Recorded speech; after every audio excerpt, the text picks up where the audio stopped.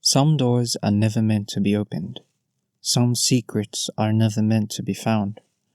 But when Hannah stumbled upon the old journal in her grandmother's attic, she had no idea it would lead her into a world where shadows whispered, and the past refused to stay buried. The attic was a tomb of forgotten things. Dust motes danced in the pale light, filtering through the cracked window, and the air smelled of mildew and memories. Hannah hadn't planned on spending her Saturday sifting through her late grandmother's belongings, but the lawyer's call had been insistent. "Everything must be sorted before the estate sale," he'd said. She knelt beside an old wooden trunk, its hinges rusted with age. Inside, she found yellowed lace doilies, a tarnished silver tea set, and a stack of letters tied with a faded ribbon. Beneath it all, tucked into the corner, was a leather-bound journal.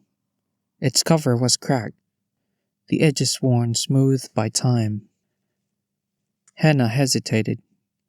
Her grandmother had always been a private woman, her past a mystery even to her own family. But curiosity got the better of her. She opened the journal. The first page was dated October 12, 1962. The handwriting was elegant, each letter carefully formed. "Tonight, I saw it again. The shadow in the corner of my room. It moves when I'm not looking, but when I turn, it's gone. I told Mother, but she said it was just my imagination. It's not.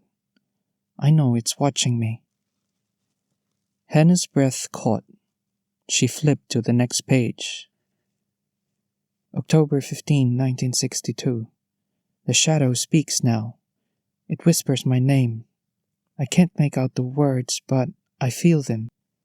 They crawl under my skin, cold and sharp. I'm afraid to sleep. The entries grew darker with each page.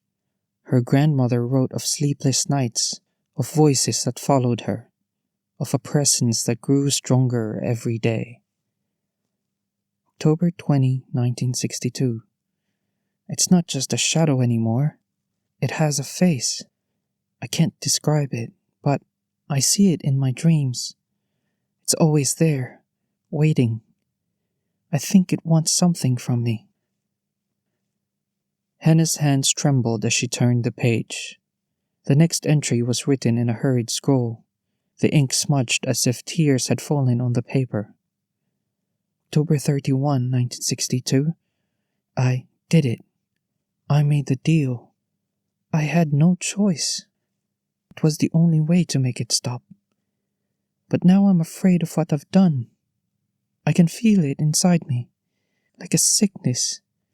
It's not gone. It's just waiting. The journal ended there.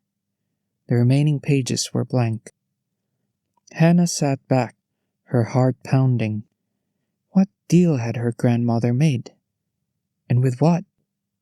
She glanced around the attic, suddenly aware of how quiet it was. The air felt heavier, as if the shadows were closing in. She closed the journal and stood, clutching it to her chest. As she turned to leave, a faint sound stopped her in her tracks. A whisper.